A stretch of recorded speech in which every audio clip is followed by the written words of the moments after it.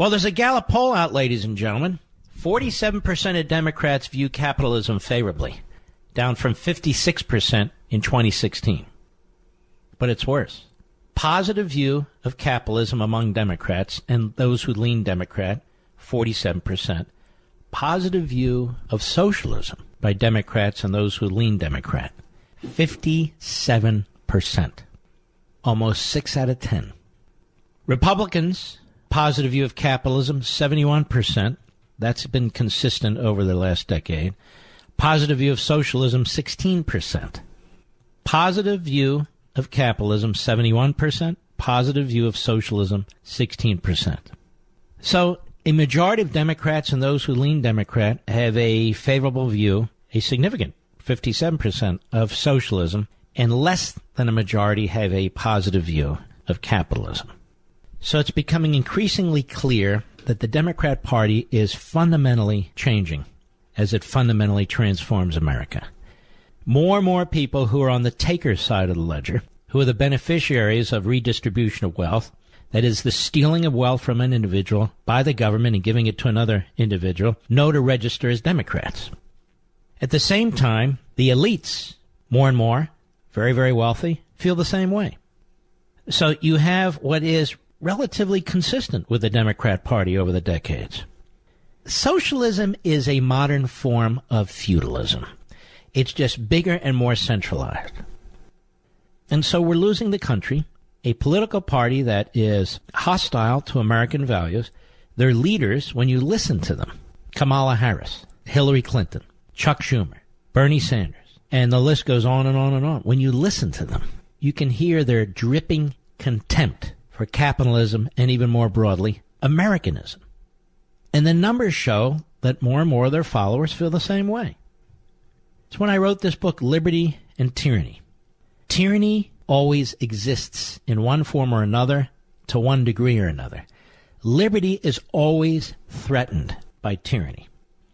One of the puzzles that we haven't been able to figure out is how do we stop tyranny from using liberty to destroy liberty? Perfect example. You see, you have a right to associate, a right to free speech. Antifa is very, very violent.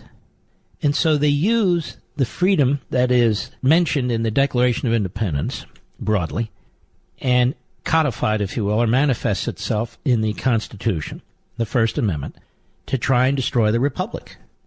You have politicians who do the same thing. And there's a lot of reasons for this. It's getting increasingly complicated and overwhelming, but academia is one of the major reasons. Immigration, we're not allowed to select people anymore based on their attitudes or beliefs in our capitalist system and our declaration. If you say that ought to happen, then you're accused of being a racist, like Laura Ingraham, which is an outrageous smear of her and anyone else. You're thrown in with the white supremacists, and all you're doing is defending liberty and a republic and a constitutional system that benefits everybody who's here, regardless of what their skin color is or anything else for that matter.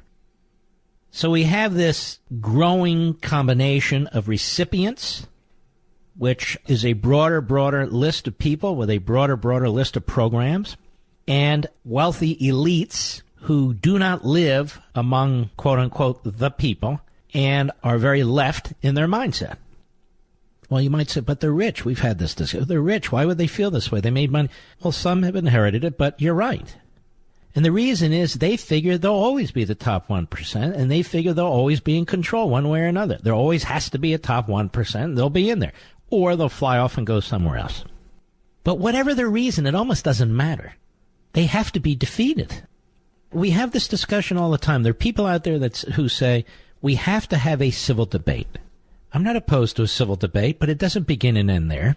It's crucial, debating over ideas, but do you think Antifa wants to debate? You think Black Lives Matter want to debate? Is there anything you can say to Maxine Waters or Kamala Harris or Chuck Schumer that would convince them that they're wrong or to have an open mind? Anything? No, nothing. How about the people who run La Raza? Is there anything you can say to them? No, nothing. And so while you want to engage people who are capable of being engaged, and you want to debate ideas because ideas are absolutely crucial, that's not enough. That's like having a military with an infantry and no Navy and no Air Force. But this is a battle of ideas, and we're losing them. And I'll tell you why. Because the left controls our institutions. They control the media, they control academia, and they control entertainment. And in that way, they control the culture. And the culture is where the country goes. Politics is an offshoot. The culture is where the country goes. And so when people hear day in and day out that you can have free stuff, that somebody's ripping them off, all they need to do is pay a little bit more. It's not fair. It's unequal. We believe in income justice. We believe in social justice. And football players and other iconic figures are taking knees at the inappropriate time. And they're the ones who are the victims. They're the ones who are to be celebrated. Not the men and women who go off to the military. Not the cops in blue. No. You wind up with a mess. Socialism does not create wealth. Socialism creates more government, more authoritarianism. Socialism is about taking wealth and redistributing it. Politicians who we say we detest become increasingly more powerful. Bureaucrats who we say are too numerous become more numerous. The private sector shrinks and shrinks and shrinks. Then basic needs and provisions can't be provided, let alone new innovations and technologies. Life-saving drugs, better food, more available to more and more people. They disappear, like in Venezuela. I saw some left-wing professor on Tucker's show during the break. He's going on and on. He says elderly people like socialism. You have single-payer health care and Medicare, and you have a guaranteed universal income and Social Security. He reveals himself, you see, because the way these programs were sold to all of the elderly in this country, my parents, many of you out there, is that these were insurance programs that you contributed to, right? And you contributed a hell of a lot to both of them. So they stole the money. And so now some young punk adjunct professor goes on and tells you that's socialism. Or they'll tell you, well, the veterans, they like the VA, most of them. That's socialism. What he doesn't tell you is these are little pockets, in some cases, of socialism, or socialism light. If you had systemic socialism in this country, it would collapse. Everybody can't have Social Security. Everybody can't have Medicare. It's just an impossibility. If you can add, if you took third grade mathematics, I think we called it arithmetic back then.